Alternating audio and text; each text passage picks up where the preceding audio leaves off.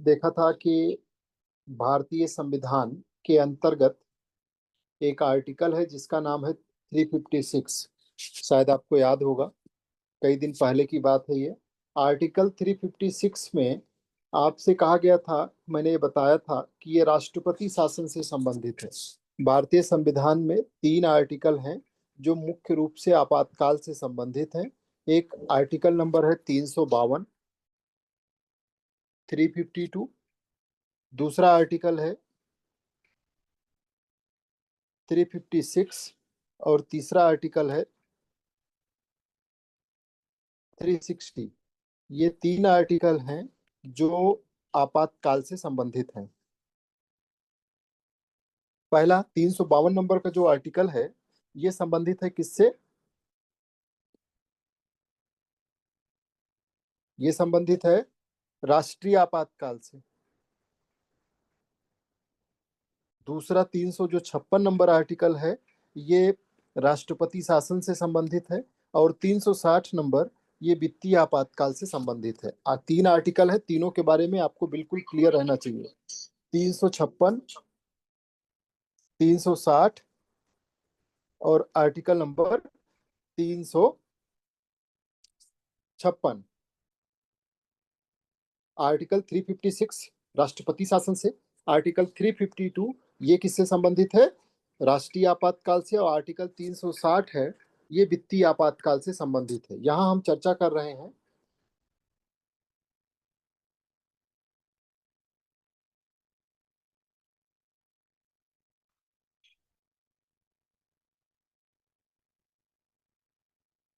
यहाँ पे हम चर्चा कर रहे हैं राष्ट्रपति शासन से। तो राष्ट्रपति शासन के संदर्भ में अगर बात किया जाएगा तो ये किसी भी राज्य के अंदर अगर संवैधानिक तंत्र विफल हो जाए तो संवैधानिक तंत्र के विफल होने पर, या राज्य जो है वो केंद्र के द्वारा दिए गए निर्देशों को मानने में अगर विफल हो जाए, दो आधार पे राष्ट्रपति शासन लगाया जा सकता है। बहुत ध्यान से एक एक बात को समझिएगा। आर्टिकल 356 का प्रयोग दो स्थितियों में हो सकता है। पहला क्या है कि संवैधानिक राज्य के अंदर जो संवैधानिक तंत्र है वो विफल हो जाए। संवैधानिक तंत्र के विफल होने का मतलब क्या है? राज्य की जो सरकार है वो संविधान के अनुसार कार्य नहीं कर रही है, तो इसको कहा जाएगा कि संवैधानिक तंत्र विफल हो गया। दूसरा, दूसरी जो बात मैंने बताई, दूसरा क्या है? दूसरा है कि केंद्र के द्वारा राज्य को कोई निर्देश दिया गया और उस निर्देश के पालन में राज्य सरकार विफल हो जाए, तो भी राष्ट्रपति शासन लगाया जा सकता है। राष्ट्रपति शासन के दौरान कई चीजें ऐसी होती हैं, कई ऐसे परिवर्तन होते हैं जिनके बारे में आपको जानना है। आइए एक एक करके इनको सबको समझते हैं। राष्ट्रपति शासन के दौरान सबसे पहला काम क्या होता है कि जो राष्ट्रपति है वो मुख्यमंत्री की अध्यक्षता वाली मंत्री परिषद को भंग कर देता है। भंग कर देने का मतलब यह है कि अब मुख्यमंत्री की कुर्सी चली जाएगी, जो उसके मंत्री हैं उनकी भी कुर्सी चली जाएगी, यानी मंत्री परिषद भंग हो गई। जो चीज भंग हो जाएगी दोबारा से उसको फिर से नए सिरे से लाना पड़ेगा। और अगर कोई चीज निलंबित होती है तो वो फिर से उसी रूप में वापस आ सकती है जिस रूप में उसको निलंबित किया गया था। राष्ट्रपति शासन के दौरान जो संसद है, इसके द्वारा राज्य का बजट और राज्य सब विधानसभा के विधेयकों को पारित किया जाता है। जब राष्ट्रपति शासन लगा दिया गया तो उस समय संसद ही राज्य का बजट पारित करेगा। राज्य के लिए कोई कानून चाहिए तो वो कौन बनाएगा? वो बनाएगी संसद। राष्ट्रपति शासन के दौरान ये सबसे मेन और इम्पोर्टेंट है, जो राज्य की विधानसभा है, मंत्री परिषद तो भंग होगी, अनिवार्य रूप से भंग होगी, यानी मुख्यमंत्री की कुर्सी जानी तय है, सारे मंत्रियों की लाल बत्ती छिन जाएगी। लेकिन जो राज्य की विधानसभा है, उस विधानसभा के लिए दो विकल्प हैं, या तो उसको विघटित किया जाएगा अथवा निलंबित कर सकता है। दो काम हो सकता है। विघटित करने का मतलब, अगर विघटित कर दिया तो बिना चुनाव के दोबारा विधानसभा नहीं आएगी, खत्म। विघटित करना माने भंग कर देना। अगर भंग कर दिया गया तो विधानसभा खत्म, एक एक विधायक की कुर्सी चली गई, एक एक विधायक की विधायकी चली गई। अब फिर से चुनाव होगा, फिर से वो खड़े होंगे और वो जीतेंगे तो आएंगे, नहीं जीतेंगे तो नहीं आएंगे। लेकिन अगर राष्ट्रपति ने विधानसभा को निलंबित किया है तो निलंबित, और इस केस में दोनों चीजें वो कर सकता है, निलंबित कर सकता है या विघटित कर सकता है। अगर निलंबित किया है तो जब राष्ट्रपति शासन हटेगा तो फिर से सारे जो विधायक हैं यानी कि विधानसभा वापस लौट आएगी और फिर वो अपना विधानसभा डिसाइड करेगी किसको मुख्यमंत्री बनाया जाए, किसको मंत्री बनाया जाए और किसके साथ किस तरीके का ट्रीटमेंट किया जाए। ये सारी चीजें निर्धारित होंगी उसके द्वारा। ये बात क्लियर समझ में आ रही होगी। ये बहुत इंपॉर्टेंट है, इसमें बहुत से प्रश्न पूछे गए हैं। जो चौथा पॉइंट है जिसमें लिख करके आता है कि राष्ट्रपति शासन के दौरान राष्ट्रपति अनिवार्य रूप से विधानसभा को भंग कर देता है या अनिवार्य रूप से विधानसभा को निलंबित कर देता है, दोनों गलत है। उस वो परिस्थितियों के आधार पर होगा कि विघटित किया जाए या निलंबित, दोनों का ऑप्शन है उसके पास। लेकिन मंत्रिपरिषद के संबंध में उसका जो ऑप्शन है वो एक ही है। मंत्रिपरिषद के संदर्भ में ऑप्शन क्या है कि उसको भंग करेगा, मंत्रिपरिषद विघटित होगी, समाप्त हो जाएगी, मंत्रिपरिषद समाप्त हो जाएगी। ठीक। इसके बाद अगला देखिए, पांचवा पॉइंट। पांचवें में लिखा गया है कि राष्ट्रपति शासन की अवधि के दौरान संबंधित राज्य उच्च न्यायालय, जो राज्य का उच्च न्यायालय है, राज्य उच्च न्यायालय की संवैधानिक स्थिति, उसकी प्रतिष्ठा, उसकी शक्तियां, उसकी कार्य प्रणाली, ये सब प्रभावी रहते हैं। यानी कि जिस राज्य में, मान लीजिए बिहार में राष्ट्रपति शासन लग गया तो बिहार हाई कोर्ट के ऊपर उसकी सेहत पे कोई फर्क नहीं पड़ना है। बिहार की जो न्यायपालिका है यानी राज्य की उच्च न्यायालय, अब इलाहाबाद हाई कोर्ट है यूपी के अंदर, तो जो राज्य उच्च न्यायालय है राज्य का भी अगर राष्ट्रपति शासन लगता है तो वैसे में उच्च न्यायालय की शक्ति, उसका प्रभाव, उसका दायरा, उसकी कार्य प्रणाली, ये सब प्रभावी रहेंगे। राष्ट्रपति शासन के दौरान राष्ट्रपति संबंधित राज्य के उच्च न्यायालय की शक्तियां स्वयं को प्रदान नहीं कर सकता है। यानी कि उच्च न्यायालय की जो शक्तियां हैं उच्च न्यायालय के पास रहेगी। कहने का सीधा सा मतलब यह है कि जो फर्क पड़ेगा राष्ट्रपति शासन के दौरान वो विधायिका और कार्यपालिका पे पड़ेगा। विधायिका निलंबित हो सकती है या फिर विघटित हो सकती है और कार्यपालिका तो अनिवार्य रूप से भंग होगी। जो ये ऊपर लिखा गया दूसरे पॉइंट में, मुख्यमंत्री और उसकी मंत्रिपरिषद, तो ये है कार्यपालिका। कार्यपालिका डेड कर जाएगी, राष्ट्रपति शासन लगते ही कार्यपालिका डेड हो जाएगी। विधायिका डेड हो सकती है या फिर सस्पेंड हो सकती है, लेकिन जो न्यायपालिका है राज्य की उस पर जरा सा भी प्रभाव नहीं पड़ेगा, उसकी शक्तियां एज इट इज बनी रहेंगी। इसका अगर आपसे रीजन पूछा जाए तो आप एक लाइन में बोलेंगे क्योंकि भारत के अंदर जो न्यायपालिका है वो एकीकृत है और स्वतंत्र है। एकीकृत होने का मतलब सुप्रीम कोर्ट सबसे ऊपर बैठा है, ये उसके अंतर्गत आती है हाई कोर्ट, ये किसी राज्य कार्यपालिका विधायिका के अंतर्गत नहीं आती है भारत में सुप्रीम कोर्ट, किसी के प्रभाव में आकर के काम नहीं करती है, ये पूरी तरीके से फ्री है और उसकी शक्तियां इसीलिए प्रभावित नहीं होती। राष्ट्रपति शासन के दौरान राज्य का जो राज्यपाल है वो राष्ट्रपति के नाम पर राज्य के मुख्य सचिव की सहायता से या राष्ट्रपति द्वारा नियुक्त सलाहकार की सहायता से राज्य के प्रशासन को संचालित करता है। राष्ट्रपति शासन को राज्य आपातकाल या संवैधानिक आपातकाल के रूप में भी जाना जाता है। तो ये आपने आर्टिकल 356 के बारे में इतनी जानकारी हासिल करी। अब आप जरा सा देखते हैं, अब आप बहुत ध्यान से देखिएगा, इससे रिलेटेड 10 क्वेश्चंस जो प्रीवियस ईयर कुछ आईएएस के पेपर में पूछे गए हैं, कुछ यूपी पीसीएस में है, बिहार पीसीएस में है, राजस्थान पीसीएस में पूछे गए, कई जगहों पे पूछे गए हैं, वो मैंने आपके सामने रखा है। आई के क्वेश्चंस को हम आपके सामने लाएंगे, आप अपने आप से मन से प्रयास करिए और एक कॉपी ले लीजिए हाथ में।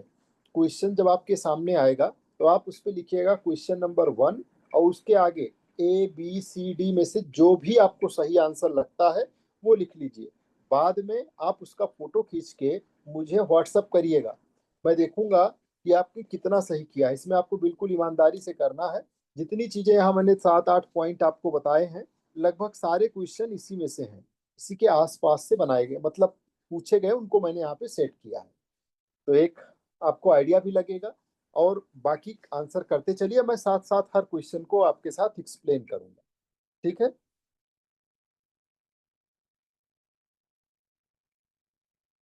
ये रहा फर्स्ट क्वेश्चन।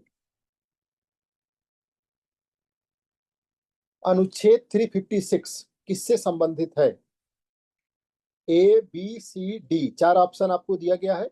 वित्तीय आपातकाल, राष्ट्रपति शासन, राष्ट्रीय आपातकाल, न्यायिक पुनरावलोकन। देखिए कितने एग्जामों में पूछा गया, बहुत जगह पूछा गया है, इतना मैं लिख नहीं सकता यहाँ। ये ढेर सारी जगहों पे पूछा गया है अपने अपने समय में। इस टॉपिक से आर्टिकल 356 से रिलेटेड क्वेश्चंस बहुत ढेर सारे पूछे गए हैं। तो यहाँ पे जो लिखा गया है, ये इस टॉपिक से रिलेटेड क्वेश्चंस कहाँ कहाँ कब कब पूछे गए हैं वो है, दसियों बार रिपीट हुआ है। तो आप अपने हिसाब से हो सकता है इसका आंसर लिख चुके होंगे। अब मैं आपको आंसर बता रहा हूँ। ये जो संबंधित है, ये राष्ट्रपति शासन से, आर्टिकल 356। इतना कठिन क्वेश्चन था, और इसका आंसर हम लोगों ने निकाल लिया है। ठीक है, आंसर है बी। अब इसके बारे में देख लीजिए।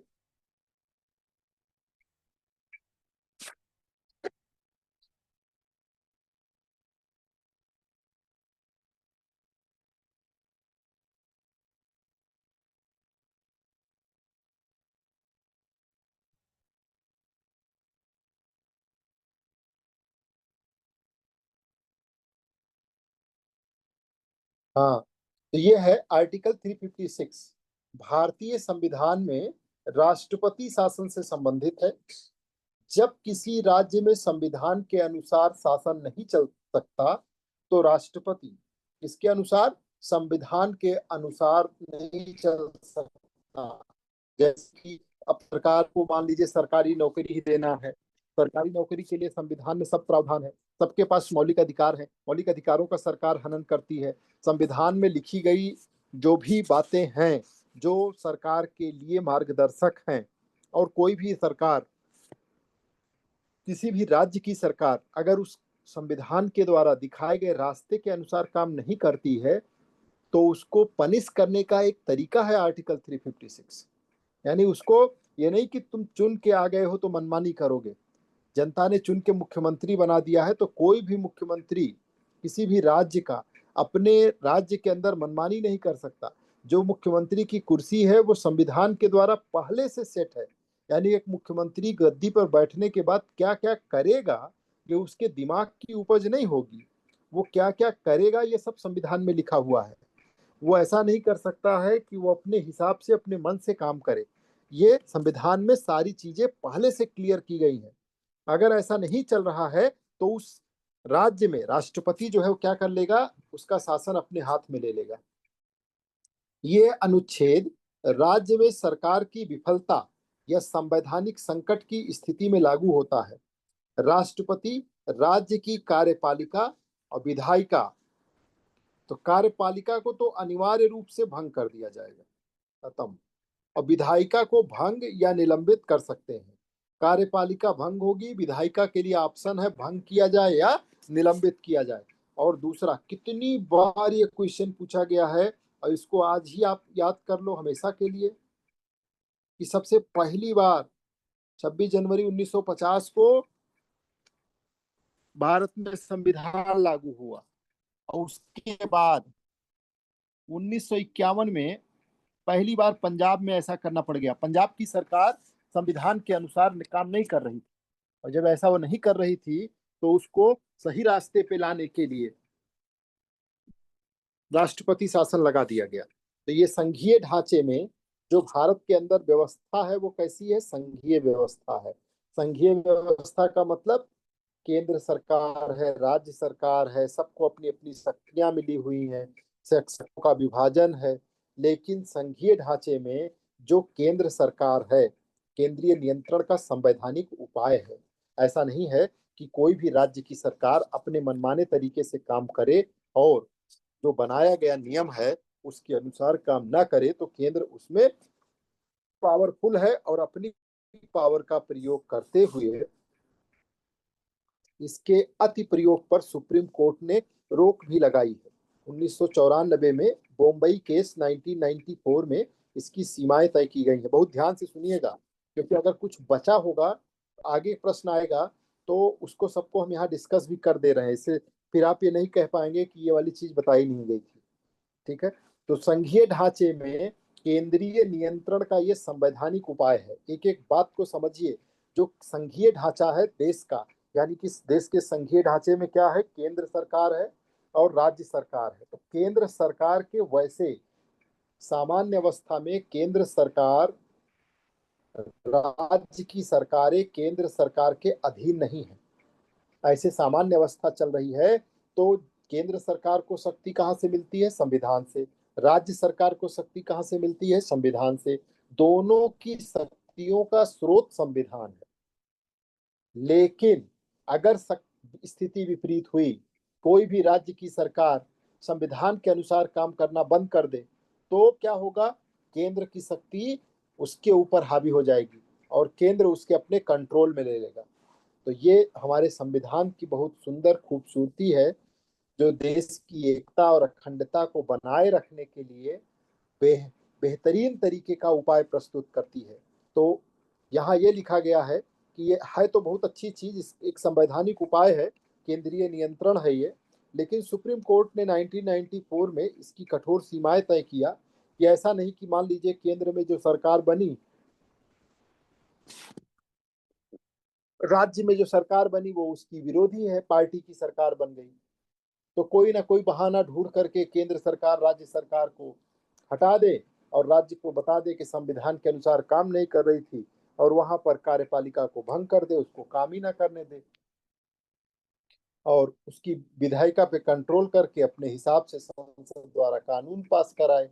तो ऐसा नहीं होना चाहिए। इसके लिए बम्बई केस 1994 में सुप्रीम कोर्ट के द्वारा सीमाएं तय की गई हैं कि किस किस स्थिति में राष्ट्रपति शासन को लागू किया जा सकता है और किस किस में लागू नहीं किया जा सकता है। ठीक, उम्मीद करते हैं आप ये समझ गए होंगे। चलिए दूसरे क्वेश्चन के लिए तैयार हो जाइए। राष्ट्रपति शासन लागू होने पर किसे भंग किया जाता है? एकदम स्पष्ट रूप से पूछ रहा है, किसको भंग किया जाता है? ऑप्शन आपके सामने आ चुका है, अपनी अपनी स्क्रीन पे देखिए। पहला है राज्यपाल, दूसरा है राज्य मंत्री परिषद, तीसरा है राज्यपाल का सचिवालय, और अंतिम है विधानसभा। इतना समय पर्याप्त है? आंसर है इसका मंत्री परिषद।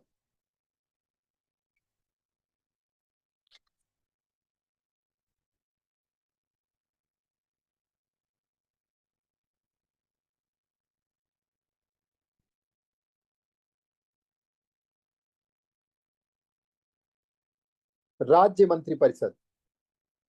राष्ट्रपति शासन लागू होते ही राज्य के मुख्यमंत्री वाली जो मंत्री परिषद है उसको भंग कर दिया जाता है। ये अनिवार्य रूप से भंग हो जाती है। इसी को क्या नाम दिया जाता है? कार्यपालिका। यही है कार्यपालिका। और जो विधानसभा है वो विधायिका है। तो कार्यपालिका अनिवार्य रूप से भंग हो जाएगी और विधानसभा के लिए ऐच्छिक है। विधानसभा को चाहे तो भंग करे और चाहे तो निलंबित कर दे। राज्यपाल की रिपोर्ट या अन्य माध्यमों से, बहुत ध्यान से समझिएगा, राज्यपाल की रिपोर्ट या अन्य माध्यम में कोई भी वीडियो हो सकती है, कोई भी बेहतरीन साक्ष्य हो सकता है, आप हो सकते हैं। जब ये प्रमाणित होता है कि राज्य सरकार संविधान के अनुरूप नहीं चल रही है, तो राष्ट्रपति संविधान के आर्टिकल 356 के तहत हस्तक्षेप करते हैं। इससे राज्य की कार्यपालिका आधिकारिक रूप से केंद्र के अधीन हो जाती है। जो राज्य की कार्यपालिका है वो आधिकारिक रूप से केंद्र के अधीन हो जाती है। राज्यपाल राष्ट्रपति के प्रतिनिधि के रूप में कार्य करते हैं और सभी प्रशासनिक कार्य उनकी देखरेख में होते हैं। राज्य की कार्यपालिका को भंग कर दिया जाता है। राज्य की कार्यपालिका का काम कहाँ चला जाता है? केंद्र के पास। ये प्रावधान संविधान के अनुच्छेद 163 और 64 को निष्क्रिय कर देता है। अब एक होमवर्क दे देता हूं। और उसी कॉपी में नीचे 163 और 64 के बारे में लिख के बताइएगा कि 163 और 64 में किस चीज की चर्चा की गई है। नेक्स्ट क्वेश्चन देखिए, क्वेश्चन नंबर 3।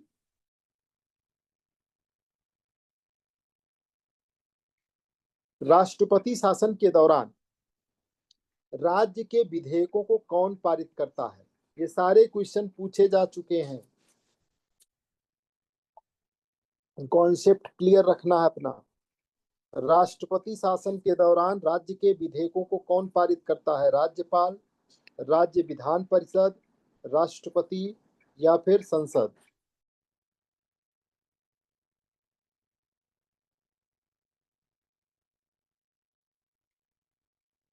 हो गया होगा। अब इसका आंसर है संसद। कौन पारित करता है विधेयक? तो राज्य की कार्यपालिका और विधायिका की शक्तियां। जो कार्यपालिका की शक्तियां हैं वो कौन ले लेता है? केंद्र सरकार। और राज्य की विधायिका की शक्तियां कौन ले लेता है? संसद। न्यायपालिका की शक्तियां कौन ले लेता है? न्यायपालिका की शक्तियां कोई नहीं ले सकता, जिसके पास थी उसी के पास रहती है। हाई कोर्ट के पास है और वो हाई कोर्ट के पास ही रहती है, उसमें किसी तरीके का कोई बदलाव नहीं होता है।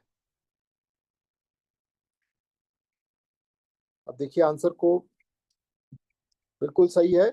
क्या आंसर है? संसद।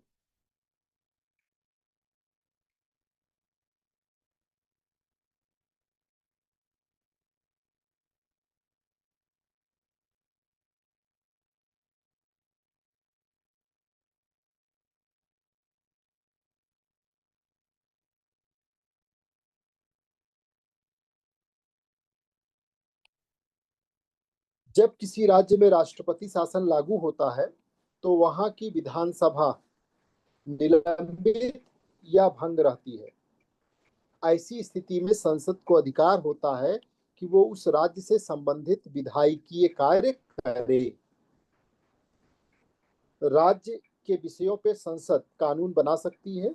यह आपातकाल की, राष्ट्रपति शासन की स्थिति में ही होता है। इसको राज्य आपातकाल भी कहा जाता है।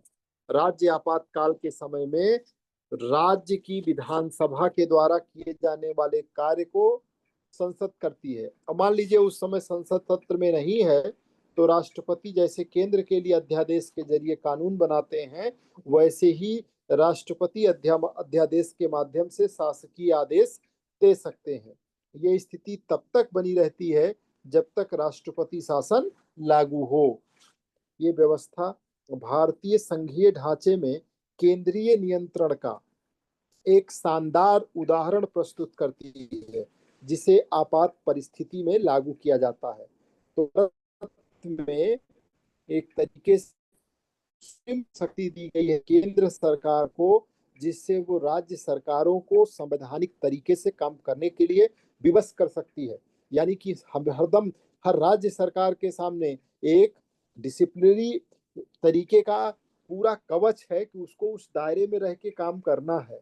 अगर उस दायरे से बाहर निकल करके काम किया तो तुरंत मुख्यमंत्री की कुर्सी चली जाएगी, उसकी पूरी मंत्रिपरिषद भंग हो जाएगी, जो उसकी कार्यपालिका है वो समाप्त, और उसकी कार्यपालिका, राज्य की कार्यपालिका की शक्ति केंद्र की कार्यपालिका में चली जाएगी, और जो राज्य की विधायिका की शक्ति वो संसद के पास चली जाएगी, और न्यायपालिका की शक्तियों पे कोई प्रभाव नहीं पड़ेगा। नेक्स्ट क्वेश्चन है, राष्ट्रपति शासन में राज्य विधानसभा का क्या होता है? क्वेश्चन नंबर 4, बहुत शानदार प्रश्न है। राष्ट्रपति शासन में राज्य की विधानसभा का क्या होता है? ये भी प्रश्न कई जगह कई तरीके से पूछा गया है और मोस्ट इम्पोर्टेंट है। तो ए ऑप्शन है केवल भंग होती है, बी होता है केवल स्थगित होती है, डी है निलंबित या भंग, सी दोनों होती है, डी में है संसद के अधीन आती है। आपका जो आंसर हो आप अपनी कॉपी पे लिख दीजिए।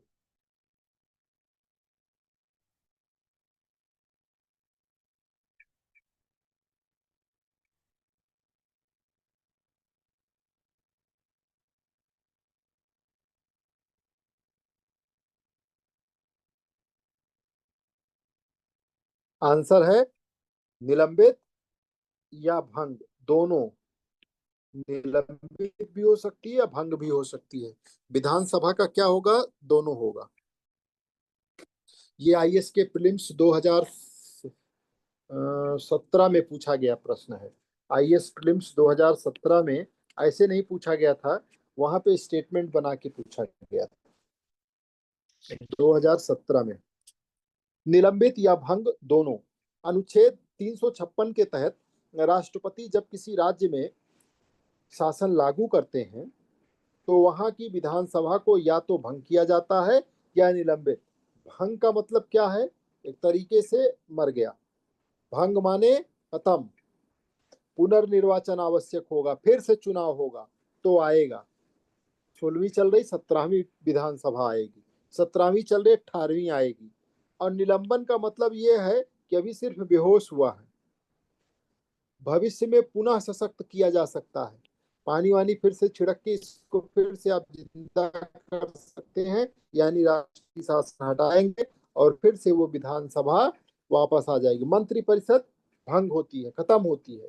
फिर से हो सकता है वही मंत्रिपरिषद लौटे, लेकिन जब वही आएगी तो फिर से उन लोगों को शपथ लेना होगा, मुख्यमंत्री को शपथ लेना होगा, मंत्रियों को शपथ लेना होगा, और वो नई काउंटिंग मानी जाएगी कि वो अब जैसे कोई दूसरी बार उन्होंने शपथ लिया, यानी दोहरी बार, दूसरी बार मुख्यमंत्री बने, दूसरी बार वो मंत्री बने। ये निर्णय राष्ट्रपति की संतुष्टि और राज्यपाल की रिपोर्ट पर आधारित होता है। विधानसभा की इस स्थिति के दौरान जो विधायी कार्य है वो संसद द्वारा, और जो कार्यपालिका संबंधी कार्य हैं वो केंद्र सरकार के द्वारा किए जाते हैं। ये व्यवस्था संविधान में राज्य और केंद्र के बीच अस्थायी संतुलन बनाने हेतु होती है। क्यों? क्योंकि ये वो व्यवस्था है जिसके द्वारा राज्य सरकारों को उनके सही जो मकसद है, जो सही उनका उद्देश्य है, उस उद्देश्य पे ला करके खड़ा किया जाता है। चलिए अगले प्रश्न पे आइए।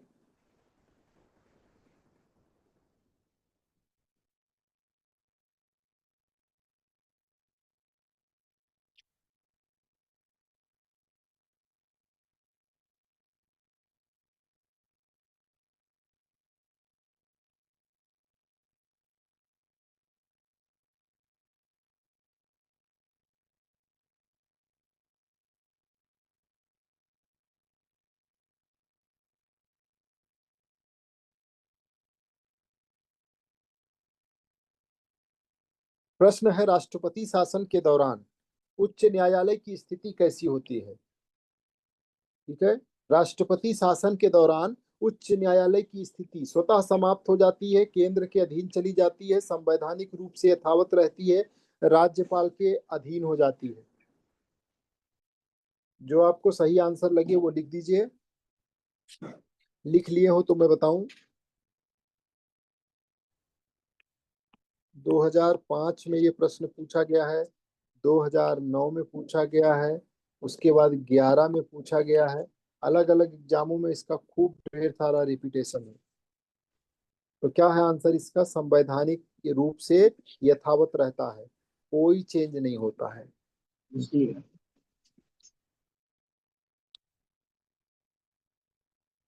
संवैधानिक रूप से यथावत।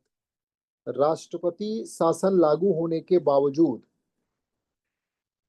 राज्य उच्च न्यायालय की संवैधानिक स्थिति, कार्यपालिका और अधिकार यथावत रहते हैं। आर्टिकल 356 केवल कार्यपालिका और विधायिका को प्रभावित करता है, न्यायपालिका को प्रभावित नहीं करता। ये संवैधानिक संतुलन शक्तियों के पृथक्करण के सिद्धांत का पालन करता है। यहाँ सेपरेशन ऑफ पावर है। न्यायपालिका की जो शक्ति है भारत में, न्यायपालिका अलग है, विधायिका कार्यपालिका के बीच ओवरलैपिंग है। न्यायपालिका का गोला विधायिका और कार्यपालिका के गोले को टच नहीं करता है। उच्च न्यायालय का कार्य क्षेत्र यथावत रहता है, वो केंद्र सरकार या राष्ट्रपति से निर्देशित नहीं होता है। सुप्रीम कोर्ट के अनेक निर्णयों ने यह स्पष्ट किया है कि न्यायपालिका को कार्यपालिका के हस्तक्षेप से मुक्त रखा जाए, और पूरी तरीके से फिलहाल इस आर्टिकल 356 के संदर्भ में फ्री रखा गया है, कोई हस्तक्षेप नहीं है। तो जो बातें हम आपको समझाना चाह रहे हैं, हम उम्मीद कर रहे हैं वो आपको समझ में आ रही होगी। नेक्स्ट क्वेश्चन देखिए।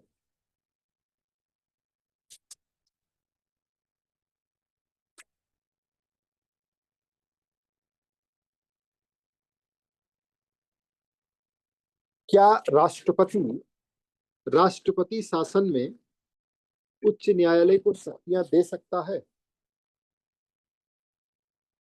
क्या राष्ट्रपति राष्ट्रपति शासन में उच्च न्यायालय को शक्तियां दे सकता है? हाँ, नहीं, संसद की सहमति से, राज्यपाल की अनुशंसा से। बहुत बढ़िया क्वेश्चन है। ये क्वेश्चन भी 2002 2016 दो सालों में अच्छे तरीके से डिजाइन करके पूछा गया है। क्या राष्ट्रपति शासन में उच्च न्यायालय को शक्तियां दे सकता है? आंसर है हाँ, नहीं, संसद की सहमति से, राज्यपाल की अनुशंसा से। लिख लिया होगा आप लोगों ने। देखिए इसका आंसर, जब शक्तियां कम नहीं कर सकता तो शक्तियां दे भी नहीं सकता। शक्तियों का पृथक्करण अभी मैंने गोला बनाया था कि कार्यपालिका, विधायिका और न्यायपालिका। न्यायपालिका स्वतंत्र और एकीकृत है। शक्तियों का पृथक्करण एक मूलभूत सिद्धांत है, फंडामेंटल है। आर्टिकल 356 लागू होने पे राष्ट्रपति को राज्य की कार्यपालिका और विधायिका पर अधिकार तो मिल जाता है, लेकिन न्यायपालिका पे कोई अधिकार नहीं है। इस तरीके से एग्जामिनर आपको एग्जामिनेशन हॉल में कंफ्यूज करने की कोशिश करता है कि आपको लगेगा ये राष्ट्रपति तो शक्तियों की खान है, किसी को भी दे सकता है, तो क्यों नहीं दे सकता।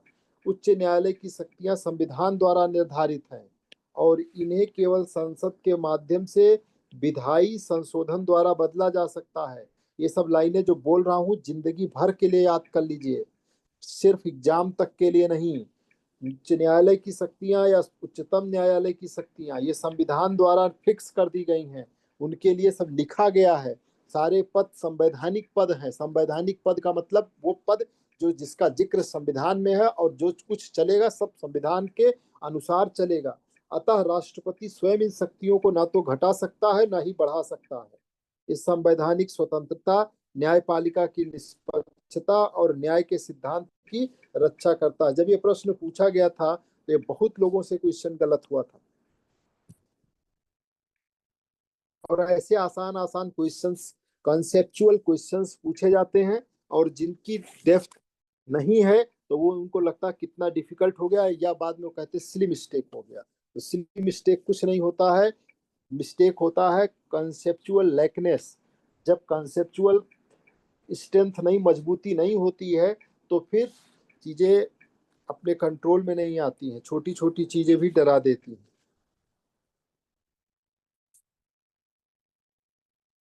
नेक्स्ट क्वेश्चन देखिए। राष्ट्रपति शासन में राज्य का प्रशासन कौन चलाता है? राज्यपाल, राष्ट्रपति सचिवालय, मुख्यमंत्री, राष्ट्रपति द्वारा नियुक्त सलाहकार। राष्ट्रपति शासन में राज्य का प्रशासन कौन चलाता है? आप ए आंसर अगर सही है तो ए लिखिए, बी सही तो बी, सी डी। जो आपको सही लग रहा है वो आंसर लिख लीजिए फिर से। आसान क्वेश्चन है।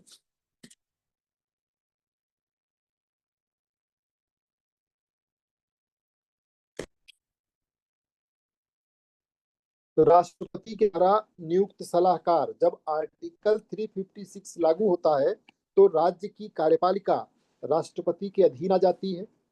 प्रशासनिक कार्य राज्यपाल के माध्यम से राष्ट्रपति के निर्देश पर किए जाते हैं, लेकिन वास्तविक क्रियान्वयन राष्ट्रपति द्वारा नियुक्त सलाहकार या वरिष्ठ नौकरशाहों के माध्यम से होता है। ये ध्यान रखिएगा। मुख्यमंत्री और मंत्रिपरिषद को भंग कर दिया जाता है। ऐसे में राज्य सचिवालय केंद्र सरकार के निर्देशों पर चलता है। ये व्यवस्था संविधान के ए के अंतर्गत दी गई है और राज्य प्रशासन के केंद्रीकरण का कानूनी जो उपाय है वो मानी जाती है।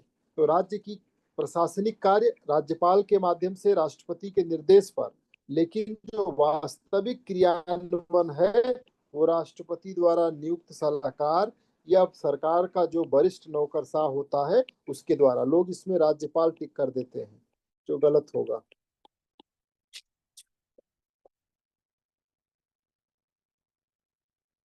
Next question.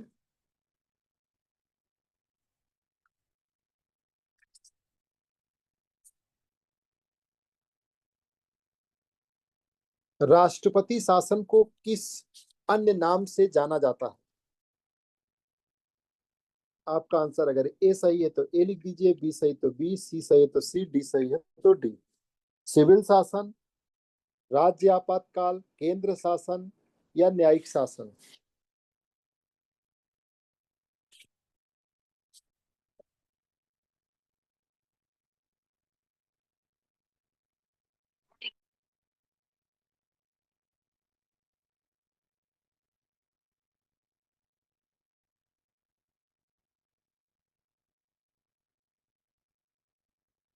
आंसर है राज्य आपातकाल। राष्ट्रपति शासन को राज्य आपातकाल भी कहा जाता है।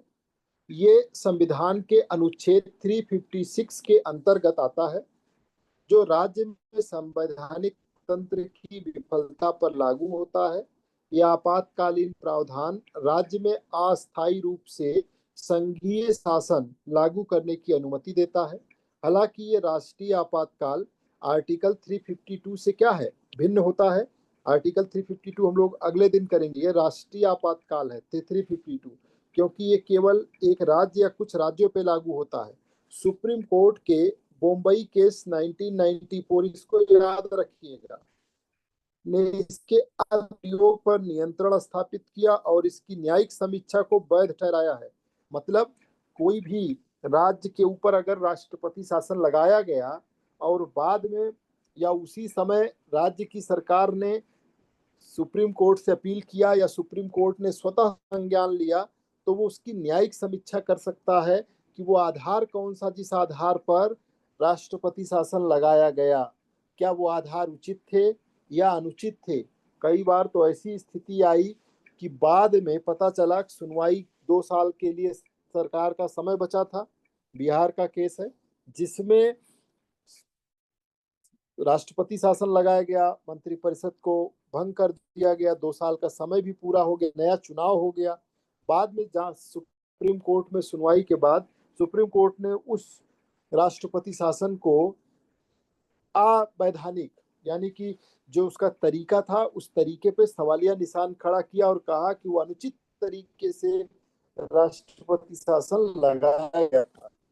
लेकिन 2 साल को वापस लाया नहीं जा सकता था कि फिर से विधानसभा को एक्टिव करके और मंत्री और मुख्यमंत्रियों को फिर से कुर्सी दी जा सके। तो इस तरीके की चीजों से बचने के लिए जो बॉम्बई केस मॉडल तैयार किया गया है, उसमें इसकी बहुत तगड़ी समीक्षा सुप्रीम कोर्ट ने की है और गाइडलाइंस दिए हैं। इसके बाद से ये देखा गया है, अब आपको राष्ट्रपति शासन बिरले ही नजर आएगा। पिछले 10 सालों में बहुत कम जगह आप सुनेंगे कि जब राष्ट्रपति शासन लग रहा है।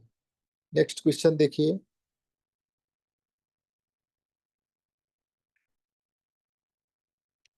अनुच्छेद 356 का पहला प्रयोग किस वर्ष और किस राज्य में हुआ था? ये भी कई जगह पूछा गया, बहुत बार प्रश्न पूछा गया है। इसका आंसर देखिए, अब आप ए लगाएंगे, बी, सी या डी, कौन सा आपके हिसाब से आंसर होना चाहिए?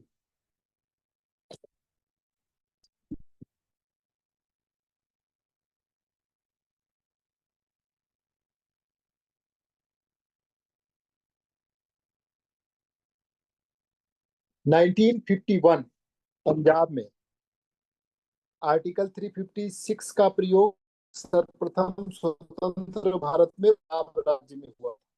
वहां की सरकार ने संवैधानिक कर्तव्यों के निर्वहन में असफल होने की रिपोर्ट पर केंद्र सरकार ने निर्णय लिया था। इसके बाद यह अनुच्छेद कई बार राजनीतिक कारणों से भी लागू किया गया, जिस पर संविधान विशेषज्ञों और न्यायपालिका ने कई बार सवाल उठाए। इसका अत्यधिक प्रयोग होने पर 1994 में सुप्रीम कोर्ट ने आर एस बम्बई केस में 1956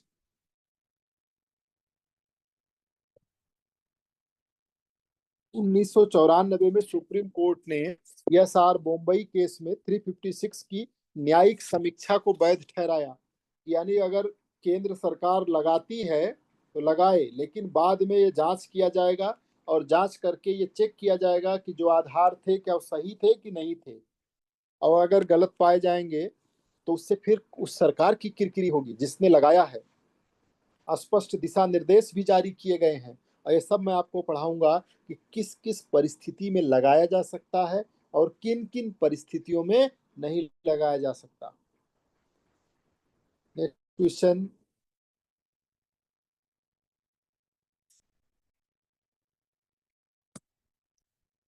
आर्टिकल 356 के दुरुपयोग को नियंत्रित करने के लिए कौन सा निर्णय ऐतिहासिक माना गया?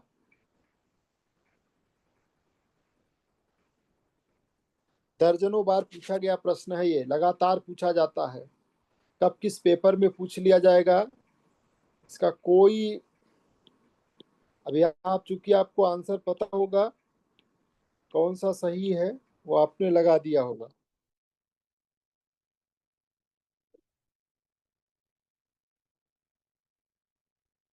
SR बम्बई केस कितनी बार अभी आपने देखा है?